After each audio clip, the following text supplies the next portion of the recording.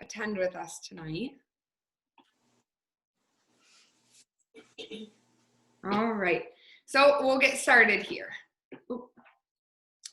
So like I said, the topic is the salty truth, where tonight we'll talk mostly about sodium and all of the good stuff going along with it.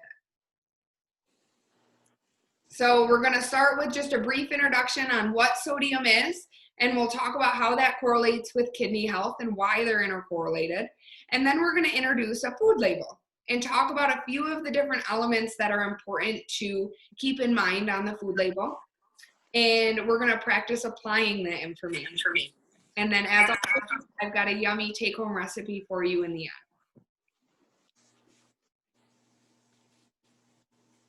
All right, so what is sodium? Our body actually needs sodium to work properly. It's found naturally in different elements like fruits and vegetables just by the soil the food is grown in, but then it's also added to foods as a preservative. So our body needs it because it helps with the function of our nerves and our muscles, but its main role is fluid balance, and the kidneys play a large role in that. But when we commonly hear sodium, we think of table salt, and that's actually a combination of sodium and chloride.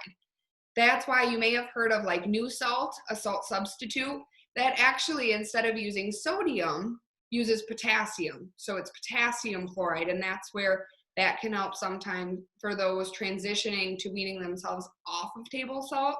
That can serve a purpose. So how does this relate to kidney disease? Well, our kidneys are ultimately the fluid balance. They help control it. So they help excrete the sodium if we've got too much, or retain it if we need a little bit more fluid in our body. And when they're not working as properly and we're still taking in high levels of sodium, it can add up in our blood. And the best analogy that I've heard for this is actually a water balloon. If you think about it, right, when we're adding water into the water balloon, the pressure in the water balloon just keeps growing, right, and getting more full until it's ready to burst. Well, that's kind of the same concept of what's happening in your blood vessels. When we have a lot of sodium that our body can't get rid of, the fluid is being pulled into the vessels, and that's what causes your blood pressure to rise and lead to hypertension, which is often associated with kidney disease, but other cardiac things as well. So the food label. This is where we're going to spend a lot of our time today, just kind of getting to know it, feeling familiar with it. But the food label can be pretty overwhelming. If you're not used to reading it and knowing all the different factors on it, it can be overwhelming to know what to look for. So I wanted to be sure that you had 3 good takeaways that if you look at anything, these will give you the best bang for your buck, essentially. The first one being fiber.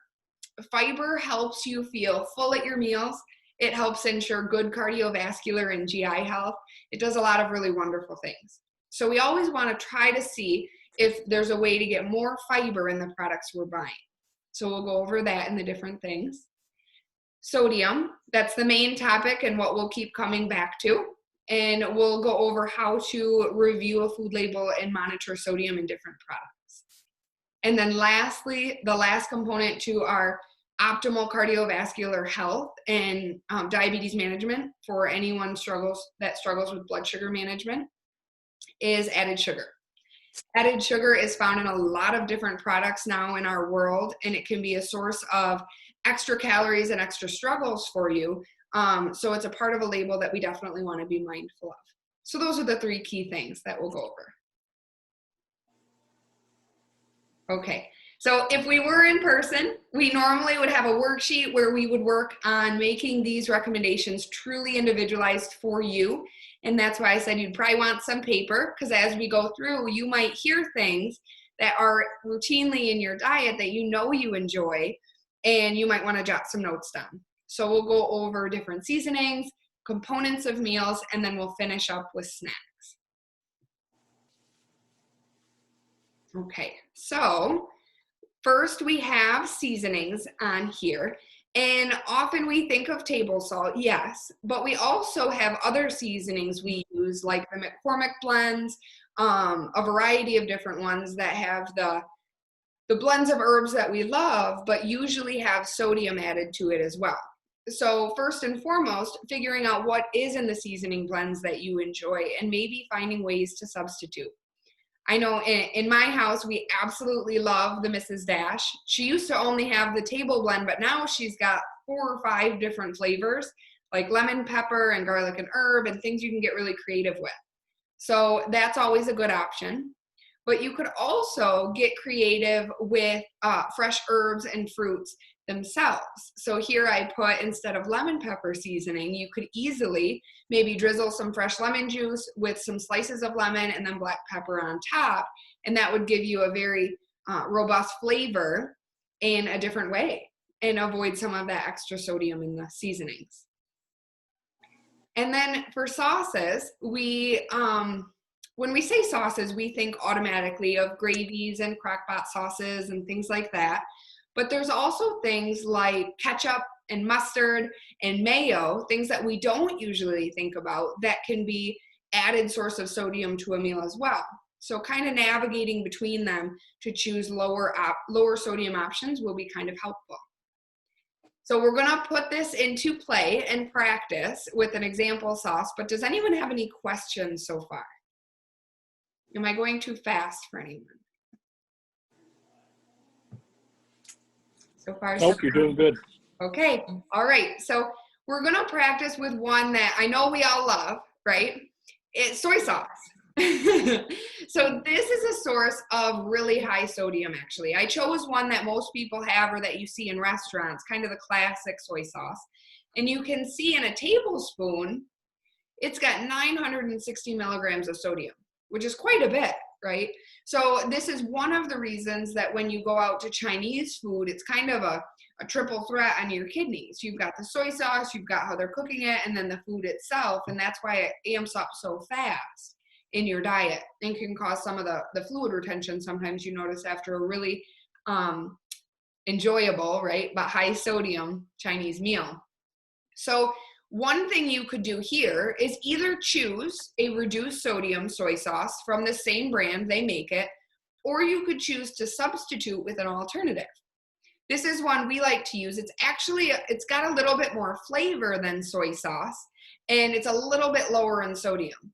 Now you'll notice that, and I chose this as an option because it's a marketing ploy, but labels try to play tricks on you.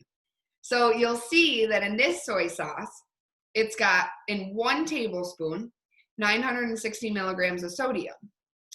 Well, this brand, which is a good brand, Bragg's, and you do tend to use less of this because it has more flavor, but their marketing ploy, they did half a teaspoon and did 160. So you can see to the eye, it looks like, wow, this would be so much lower in sodium, but actually, I did the math earlier. So there's 3 teaspoons and a tablespoon. This is only half a teaspoon. So it ends up being roughly the same. The perk being, if you use this, you might tend to use a little bit less. But if you chose the reduced sodium one, which only has about 300 or 400 milligrams of sodium, that would probably be the better alternative.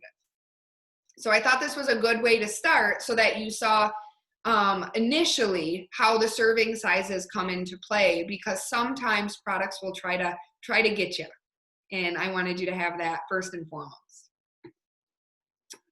Okay, so next we have proteins. This is a common area where we do tend to get a lot of the sodium in our diet, and it's okay because in some forms it's unavoidable, right? In chicken, we already know that we're going to get some sodium, and in a lot of the other proteins as well. But the trick is finding ways to make sure that you're not adding additional sodium than is in the base product. So how you can do that is choosing the raw form of proteins that you can cook at home and add your own flavor. So a good example here is like with chicken or pork, they'll sell the raw form I do most of my grocery shopping at Meijer, and they'll sell the raw form. But they'll also sell in the meat counters and in packages pre-marinated things that look very delicious. But if you ever look at the sodium content, it's usually through the roof. And for an average person, if your kidneys are filtering adequately and as they should, we need about 2,300 milligrams of sodium. Sometimes you'll be on a restriction down to 1,800 if your doctor puts you on one. But if, 1,000 milligrams is coming from one meal, that takes a lot of your day, and it would be easy to see how you could overconsume pretty easy. So finding small tricks like adding your own flavor to raw meat would be a good way to start. Also avoiding processed meats when able. When we are on the go, or maybe if we're living on our own, or just you and a spouse, sometimes it's easy to go to the lunch meats, especially for lunches, because they're so easy and you don't have to cook. I totally agree with that, but they can be a source of high sodium. So what you could do is, now some products are getting better. You can find some servings that only have about 300 milligrams of sodium in them, and that would be one option. But you could also play around with making your own. You could buy some of the skinless chicken breast, make it for dinner, and then cook the extra and thinly slice it and keep it in your fridge or freezer for easy meals later for a yummy wrap or a sandwich. Last month, we talked a lot about animal versus plant proteins, and this is another way you could get creative. Maybe instead of on your breakfast sandwich, instead of sausage or bacon, maybe you want to try some hummus. That would be a good substitution too, and help you avoid some of that extra sodium. And then lastly, in this protein and dairy section, we've got cheese. We all know and love cheese because it gives foods really good flavor, but it's unavoidably high in sodium. But that doesn't mean you can't have it, but there are tricks that you can use to make sure that it's satisfying so that you eat less. So instead of a mild cheddar or a Colby Jack, maybe you buy a sharp cheddar, or maybe you put feta on your salad instead of some shredded Colby. Something like that might make sure that you are more satisfied with a smaller portion than if you were to have a milder cheese and not taste it as much. All right. So then we'll move on to grains. This is another area that we can notice that sodium can be pretty high in products. It's actually a surprising one if you're not used to reading labels. I know it's quite shocking the first time you look at different products, especially breads. That one can be quite shocking. But being aware of this will help you. So when you get to the bread aisle, you can look for those that are higher in fiber and those that are lower in sodium, and choose accordingly. And then once you find your favorites, you'll just know them. And I put whole grain on here, but I didn't want to scare anyone, because if you don't like whole grain, which I know my husband does not, right? He says it has a funny texture, which to some it does. And that's okay, because if you don't like whole grain, there are other options. And I wanted to include those here so that you knew where you could still get fiber, even if you don't like whole grain products. They make products with something called white fiber. So it still has high fiber and low sodium, but it doesn't have that thick consistency. So this one I know for sure is at Meijer. I found this one at Walmart. Meijer used to have it, so it may be back sometime soon. You never know right now because of COVID. But these are the two common ones that I have tried that have the white fiber. So the texture is more like a white processed product, but it has the good fiber like a whole grain. So this is kind of a trick of the trade as you're navigating through the aisles on what to look for. But the more fiber that you can incorporate within your diet, the happier your heart will be. So on your paper, one of the things that you could write down to keep in the back of your mind as you're grocery shopping is products with 3 grams of fiber per serving or more are ideal. That's a really quick way to think about your labels as you're comparing different breads or English muffins, because there's so many. So that can help you distinguish which one is a little bit better for your heart or not. As we move down the list to oatmeal, the old-fashioned oats that you can buy in the big containers, those actually don't have hardly any sodium in them at all. But where we find sodium is in the little packets that you can buy that have the flavorings. It doesn't mean that they're bad, because there are some good packages out there. Some of the cups now that you can buy and just add water, they are choosing some lower sodium options. But it would be another thing to kind of navigate the labels and see if you have a favorite oatmeal product that you buy, how much sodium is in it, and have fun exploring the different options to find one that might support your goals a little bit better. Any questions on grains?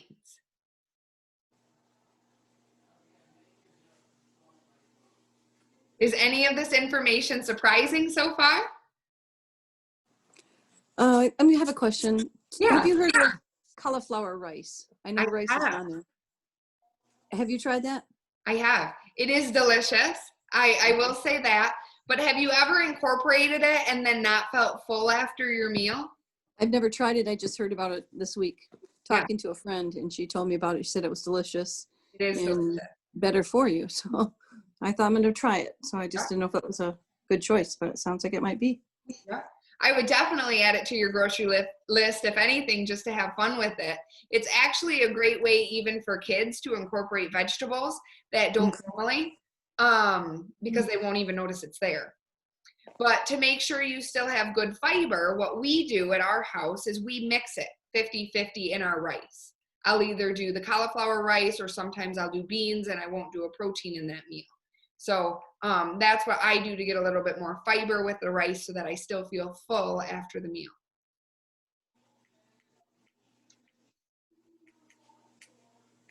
So that's a great question. All right. So next, we're going to move to the freezer aisle, which this might seem daunting. That's kind of why I chose the picture with the caution sign, because a lot of us think the freezer aisle is off limits, right? If your doctor is saying low sodium, there's no way you can find anything down the freezer aisle that is low sodium. Well, I'm excited to be the one to tell you that that's just totally not true. There are some very cost-effective options in the freezer aisle that you can incorporate to still reach your goals, especially since we all live in Michigan and things aren't seasonal all the time. So some produce gets really expensive at the grocers in the winter. So it can be a way to still have your produce that you want in a very effective way. And the vegetables that are frozen are actually just as nutritious as if they were fresh. Where it comes into question is a lot of the meals and proteins and veggies, they have added sauces to them, and that's where the sodium component comes. But there's a lot of options that don't have the added sauces, and that's kind of where it's helpful to read labels and see. So the Bird's Eye blend that I have here, this is one that I buy. I either buy the Bird's Eye blend or the Meyer True Goodness, because they have, you'll notice that when you're reading the label, they have like 0 to 20 milligrams of sodium per serving, which means that that sodium was just from the veggies themselves in its natural state. It doesn't have any salt added. So that can be a fun way to keep your freezer pantry stocked. For proteins, a lot of the chickens often have seasonings as they're cooked and frozen. But what I like to highlight in the freezer section for protein are the plant-based sources that can be fun to try. They do have frozen cauliflower rice if you were to try that here. So you don't necessarily have to buy fresh. You could buy the frozen and keep it in your freezer for the times when you want to use it. But the protein, I like to highlight fish here, because we don't all have the ability all the time to go to a meat counter and get fresh fish or go to a meat market. It's just not always feasible. But frozen fish can be a good source of healthy fats in your diet. And they even sell some big bags that are individually packaged inside. So if there's only 2 of you, you could just pull out 2 servings and put it in the fridge in the morning, and then by the evening it's thawed and ready to go. So that can be a really easy and cost-effective way to still incorporate seafood in your diet. But something I wanted to practice, because I know that sometimes it is not effective to meal prep.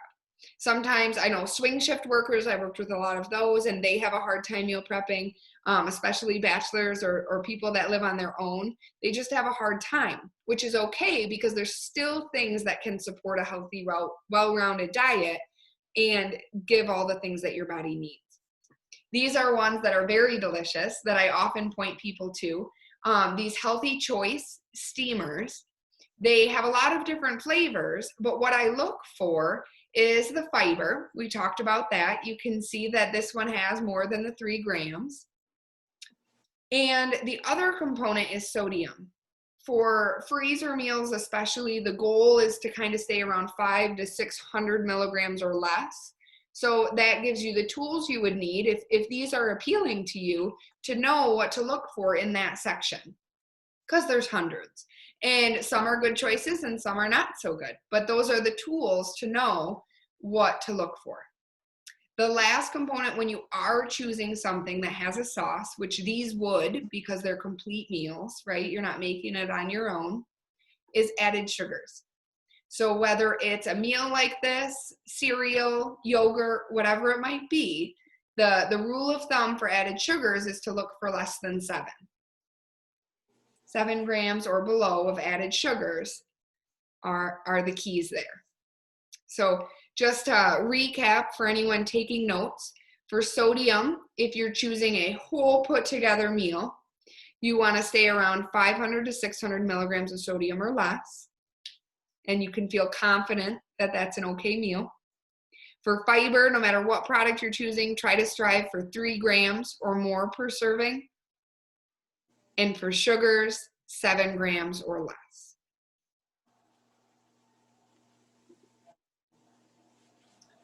All right, and then our canned goods section. We have some things that we always think about. Veggies, people think about, beans, and I threw peanut butter on here as well because they can be high. All 3 of them can be high sources of sodium. And they've gotten a bad rap in the past, but a lot of the manufacturers are going towards no salt added products. Meijer's does have a chicken broth that is no salt added. It still tastes just as good and you can add some more nutrients to it, but you can, or flavors to it, but you can also find veggies and beans that are no salt added. So I wanted to show you kind of the difference here. If we just buy mushrooms, stems and pieces, maybe we're making a stir fry or something, right? And we just buy the regular, you'll see that it's got 280 milligrams of sodium in one serving. But if we simply choose to buy the no salt added, it's only got 25 milligrams of sodium. And that's what's naturally occurring in the mushrooms themselves, because you can see there's no salt down here. Oh, excuse me. So that's just one simple way that if you're choosing veggies or beans, you can purchase the no salt added. And if that's your habit, then all of your recipes that you make out of your pantry will automatically be lower sodium without you even thinking about it. Now, some of us do either we have things gifted to us, or maybe we get pickups from the food pantry, and it's outside of our control to buy something like this. And that's okay, because all you would have to do is drain and rinse the vegetable or the bean, and that would wash off some of the sodium. Not all, but a large portion.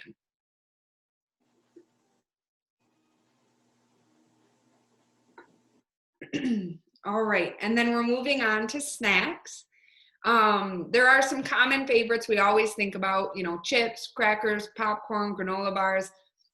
If your doctor recommends to you a low sodium diet, or maybe if that's what you choose to pursue to protect your kidneys long term, then you by all means can still enjoy these. But there's definitely products that can help better support your goal long term. So I chose popcorn because popcorn actually is a whole grain. It can be a very healthy snack to incorporate in your diet, but it can be a source of added sodium. So the serving sizes for popcorn are pretty crazy, actually. They're pretty large. You'll see that a serving size that says 2 tablespoons unpopped, but that would make about 4.5 cups popped, right? And this one has just shy of 4 cups. So nobody's usually eating 4 cups of popcorn, Sometimes maybe you got a really good movie going on, right? But it just shows that the serving sizes are big, and that's why this can serve as a really good snack sometimes. But this Butter Lovers Act 2 popcorn has 310 milligrams in a serving versus the Skinny Pop, and this is one brand. There's a few brands, Quaker and some other ones that are coming out with this same concept, but you can see that the sodium is quite a bit lower. So this is just a comparison of popcorn, but you could do the same with tortillas or granola bars or whatever it is that you enjoy. You don't have to stop enjoying some of your favorites. There might be an alternative that you love just as much, but it might be able to better support your goal. So that is a take home here. And then this is a delicious recipe that I wanted you guys all to have. This you could make 1,000 different ways every time you make it. And it is soup season here in Michigan, so I wanted to make sure that you all had something that you could still enjoy in a low sodium way. Because if you look, next time you're at the grocery store, if you end up looking at the soup cans, you will be amazed at how much sodium is in the soups themselves. And one can is usually 2 or 3 servings. And for most of us, we could eat one can and that be our meal, right? Or have a sandwich with it, just because there's not very much in a can. So what this recipe does is you're essentially making your own soup cup, your own can of soup. And you're doing so in a variety of ways that you're adding flavor, but avoiding sodium. So step 1 would be to choose your base. You could use the reduced sodium or the no salt added stock bases at the store. You could use beef, chicken, or veggie, or whatever you had on hand. And then you could look for a few different ways to boost your flavor. I put a few ideas on here, but this is by no means all the ideas. And if you do get creative, I'd love to know what concoctions you make. But you could use rice vinegar, fresh ginger, cilantro is very good in soups, or even the Mrs. Dash. I've used a teaspoon, sometimes 2 teaspoons of Mrs. Dash to my soup, and that gives it very good flavor. And then you want to pick your protein, whether you choose to use an animal source or maybe want to opt for a plant-based source of protein. I've listed quite a few. And then you would add a ½ cup of your veggies. You could do all one veggie. You could mix like I did in this picture with the carrots and the cauliflower, whatever you have on hand or whatever you're craving. And then lastly, you'd want some source of fiber so that you feel full and satisfied. So that could be your beans, which could serve as both your protein and your fiber. That could be some cooked noodles. Maybe you have ramen in the cupboard, ramen noodles that you want to use up, but you don't want all of the sodium that comes with them. So you could open them up, throw the seasoning packet away, and use your noodles in this soup. The noodles don't have a whole lot of fiber, but nobody likes to waste anything. So that would still be a good way to use them up in this soup. And then rice is always a good one too. So that is my sodium presentation tonight. I hope you were able to take away some really good and applicable recommendations and advice that you can get started at applying right away. Our next topic is going to be on phosphorus and potassium by request, but I will be sending out a survey to everyone's email after this because I would love to hear what topics you would like to discuss in the upcoming sessions. I also was asked to record them every time, so if there's any reason that you can't attend, it will be recorded, and I'll send out the links after for anyone that wants to sign up and watch it at your own time. So that'll always be an option too.